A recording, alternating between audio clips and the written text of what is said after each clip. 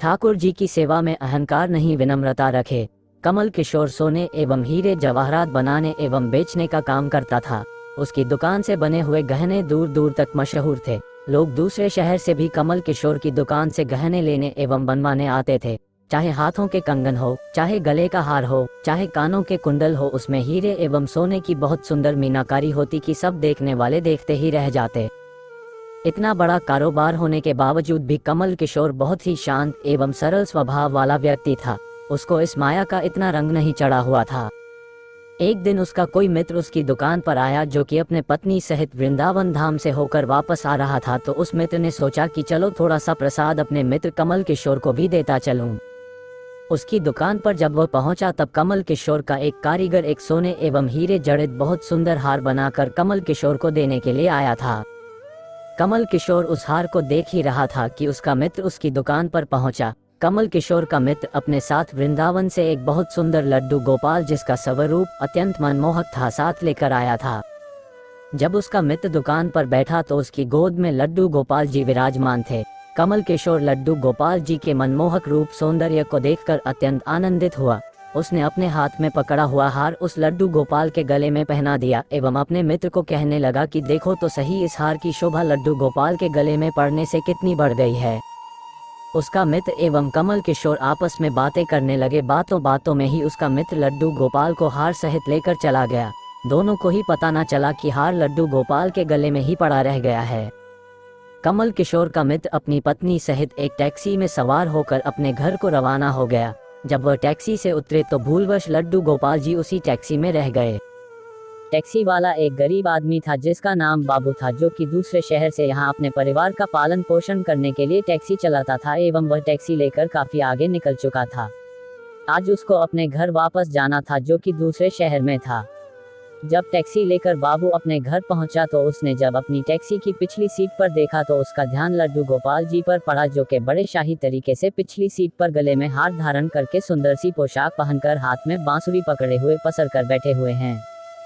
बाबू ये देखकर एकदम से घबरा गया कि यह लड्डू गोपाल जी किसके हैं।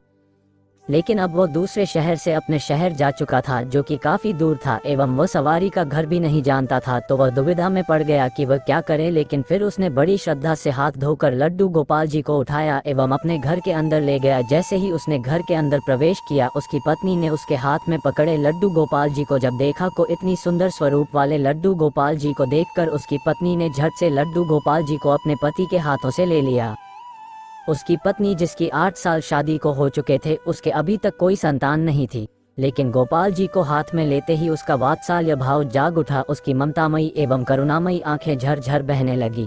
ममतावश एवं वात्सल्य भाव के कारण ठाकुर जी को गोद में उठाते ही उसको ऐसे लगा उसने किसी अपने ही बच्चे को गोद में उठाया है। उसके स्तनों से अपने आप दूध निकलने लगा।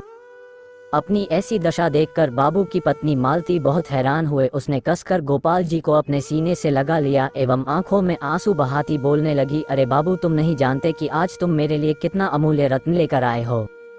बाबू कुछ समझ नहीं पा रहा था कि मेरी पत्नी को अचानक से क्या हो गया है, लेकिन उसकी पत्नी तो जैसे बावरी सी हो गई थी। वह गोपाल जी को जल्दी जल्दी अंदर ले गई एवं उससे बातें करने लगी। अरे लाला, इतनी दूर से आए हो, तुम्हें भूख लगी होगी। एवं उसने जल्दी जल्दी मधु एवं घी से बनी च्यूरी बनाकर एवं दूध गर्म करके ठाकुर जी को भोग लगाया।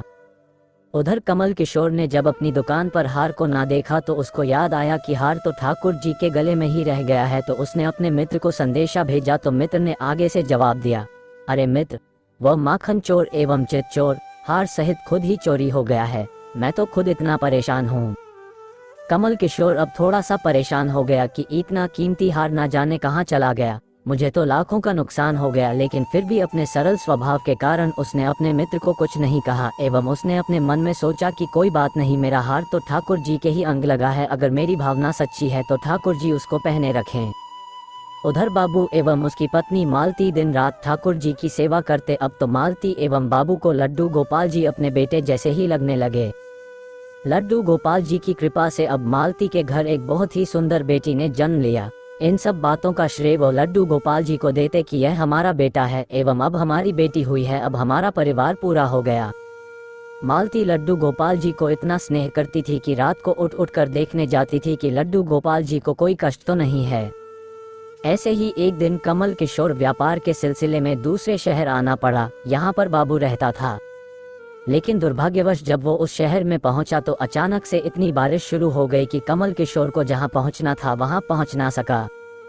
एवं तब वहां बाबू अपनी टैक्सी लेकर आ गया एवं उसने परेशान कमल किशोर को पूछा, बाबूजी आप यहाँ क्यों खड़े हो? बारिश तो रुकने वाली नहीं एवं सारे शहर में पानी भरा हुआ है, आप अपनी मंजिल तक ना पहुँच पाओगे एवं ना ही कहीं एवं रुक पाओगे। मेरा घर पास ही है, अगर आप चाहो तो मेरे घर आ सकते हो। कमल किशोर, जिसके पास सोने एवं हीरे के काफी गहने थे, वह अनजान टैक्सी वाले के साथ जाने के लिए थोड़ा सा घबरा रहा था, लेकिन उसके पास एवं कोई चारा भी नहीं था एवं वह बाबू के घर उसके साथ टैक्सी में बैठकर चला गया। घर पहुंचते ही बाबू ने मालती को आवाज दी कि आज हमारे घर मेहमान आए हैं, उनके लिए खाना बनाओ। कमल किशोर ने देखा कि बाबू का घर एक बहुत छोटा सा लेकिन व्यवस्थित ढंग से सजा हुआ है। घर में अजीब तरह के इत्र की खुशबू आ रही है जो कि उसके हृदय को आनंदित कर रही थी। जब मालती ने उनको भोजन परोसा तो कमल किशोर को उसमें अमृत जैसा स्वाद आया। उसका ध्यान बार बार उस दिशा की तरफ जा रहा था जहां पर ठाकुर जी विराजमान थे। वहां से उसको एक अजीब तरह का प्रकाश नजर आ रहा था। तो हार कर कमल किशोर ने बाबू को पूछा कि अगर आपको कोई इतराज ना हो तो क्या आप बता सकते हो कि उस दिशा में क्या रखा है? मेरा ध्यान उसकी तरफ आकर्षित हो रहा है। तो बाबू एवं मालती ने एक दूसरे की तरफ मुस्कुराते हुए कहा कि वहां पर तो हमारे घर के सबसे अहम सदस्य लड्डू गोपाल जी विराजमान है। तो कमल किशोर ने कहा, क्या मैं उनके दर्शन कर सकता हूं? तो मालती उनको उस कोने में ले गई जहां पर लड्डू गोपाल जी विराजमान थे। कमल किशोर लड्डू गोपाल जी को एवं उनके गले में पड़े हार को देखकर एकदम से हैरान हो गया। ये तो वही लड्डू गोपाल है एवं यह वही हार है जो मैंने अपने मित्र के लड्डू गोपाल जी को डाला था। कमल किशोर ने बड़ी विनम्रता से पूछा कि यह गोपाल जी तुम कहां से लाए? बाबू, जिसके मन में कोई छल कपट नहीं था, उसने कमल किशोर को सारी बात बता दी कि कैसे उसको सौभाग्य से गोपाल जी मिले एवं उनके हमारे घर आने से हमारा दुर्भाग्य सौभाग्य में बदल गया। तो कमल किशोर ने कहा, क्या तुम जानते हो कि जो हार ठाकुर जी के गले में पड़ा है उसकी कीमत क्या है? तो बाबू एवं मालती ने बड़ी विनम्रता से हाथ जोड़कर कहा कि जो चीज हमारे लड्डू गोपाल जी के अंग लग गई, हम उसका मूल्य नहीं जानना चाहते एवं हमारे लाला के सामने किसी चीज किसी हार का कोई मोल नहीं है। तो कमल किशोर एकदम से चुप हो गया एवं उसने मन में सोचा कि चलो अच्छा है, मेरा हार ठाकुर जी ने अपने अंग लगाया हुआ है। अगले दिन जब वो चलने को तैयार हुआ एवं बाबू उनको टैक्सी में लेकर उनके मंजिल तक पहुंचाने गया।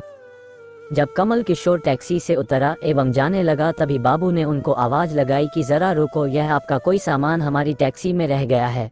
लेकिन कमल किशोर ने कहा, मैंने तो वहां कुछ नहीं रखा। लेकिन बाबू ने कहा कि यह बैग तो आपका ही है। जब कमल किशोर ने उसको खोलकर देखा तो उसमें बहुत सारे पैसे थे।